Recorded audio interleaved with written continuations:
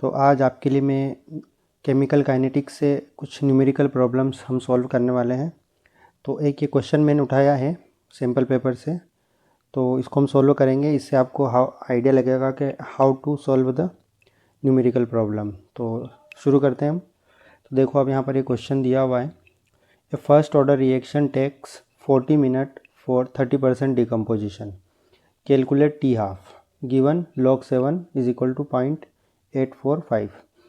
यहाँ पर एक फर्स्ट ऑर्डर रिएक्शन है जो कि 40 मिनट होते हैं उसको 30% डिकम्पोज होने में, मतलब 40 मिनट्स में वो 30% कंप्लीट हो जाती है और 70% वो बाकी है।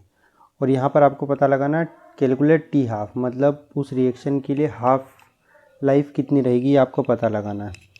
तो हम यहाँ पे फर्स्ट ऑर्डर के लिए सबसे पहले फार्मूला लिखता हूँ मैं आपके लिए। फार्मूला है K is equal to 2.303 divided by T log R naught, ये इनिशियल है और R ये फाइनल है, कॉन्सेंट्रेशन ऑफ R।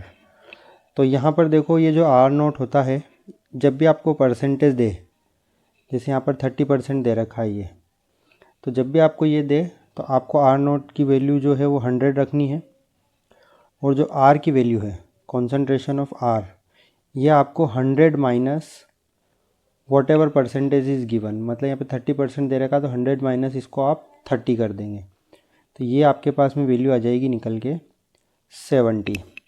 ठीक है। और क्वेश्चन में आपको टाइम उसने दे ही रखा है 40 मिनट्स।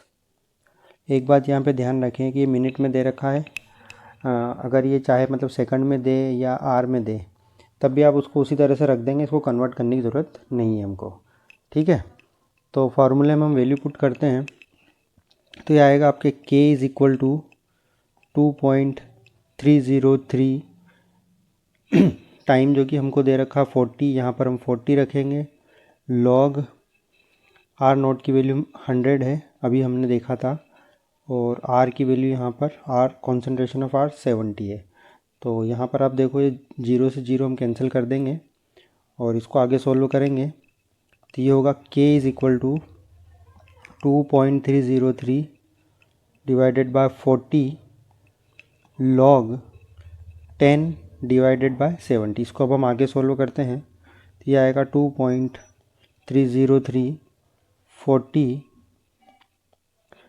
अब ये इसको हम इस तरह से लिख लेते हैं, ब्रैकेट लगाएंगे log 10 माइनस log 7। ये एक log की प्रॉपर्टी यहाँ पर होती है, जब भी मतलब log में दो नंबर अगर डिवाइड में दिए हुए हों तो हम उसको सेपरेट करते हैं माइनस करके, जैसे log 10 माइनस log 7, ये log की प्रॉपर्टी होती है। इधर मैं साइड में लिख देता हूँ आपके लिए, log m divided by n, अगर ऐसा होता है तो उसका मतलब होता है log m minus log n।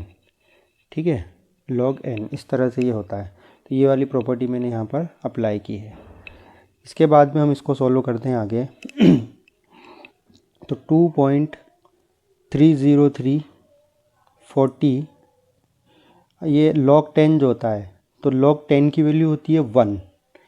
जैसे कि एक चीज़ और आप ध्यान रखें, यहाँ साइड में लिख देता हूँ मैं आपके लिए, अगर log 10 देगा तो उसकी वैल्यू 1 आएगी, log अगर 100 देगा तो उसकी वैल्यू 2 होगी, log 10 की पावर 3 अगर वो देगा तो उसकी वैल्यू 3 होती है।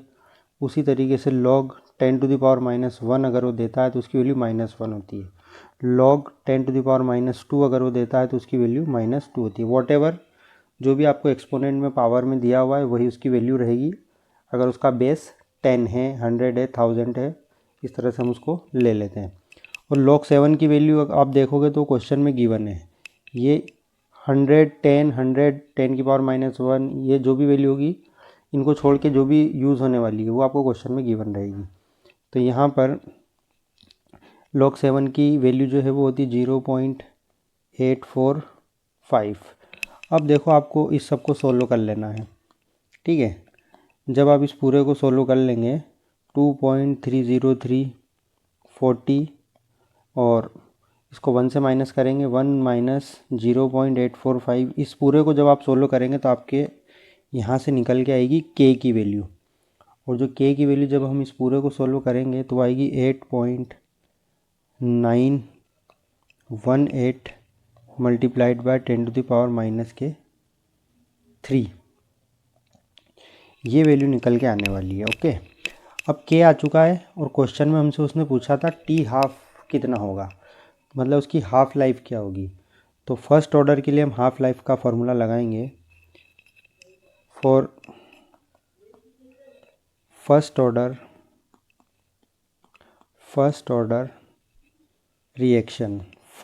रिएक्शन के लिए हम इसकी हाफ लाइफ का फार्मूला लिखते हैं। जो हाफ लाइफ का फार्मूला था t half is equal to 0.693 divided by k, और के हमने अभी निकाला है।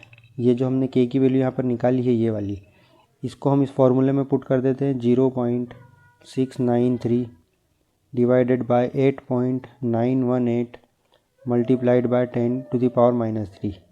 बस अब आप इसको सोल्व कर लेना है एंड आपके पास आपका आंसर आ जाएगा, और जो भी आंसर आएगा वो मिनट में आएगा। और इसको जब हम पूरा सोल्व करेंगे तो ये आंसर फाइनली निकल के आएगा 77.7 मिनट में। तो यहाँ पर आपके लिए हाफ लाइफ आ चुकी है, जो कि आपका फाइनल आंसर है। ये इस तरह से ये आपका फाइनल आंसर आ जाएगा। अब यहाँ पर मैं आपसे एक चीज़ बोलना चाहूँगा कि अगर आपको कैलकुलेट करने में दिक्कत आती है, जैसे ये वाली जो कैलकुलेशन यहाँ पे है, इसके अलावा ये जो कैलकुलेशन है, ये जो भी कैलकुलेशन करने में अगर आपको दिक्कत आ रही है तो आप मुझे बताएं, मैं इसको पूरा सॉल्व करके आपको दे दूँगा। और आपका कोई भी डाउट्स हो तो आप मुझे पर्सनली मैसेज करें। And thank you very much.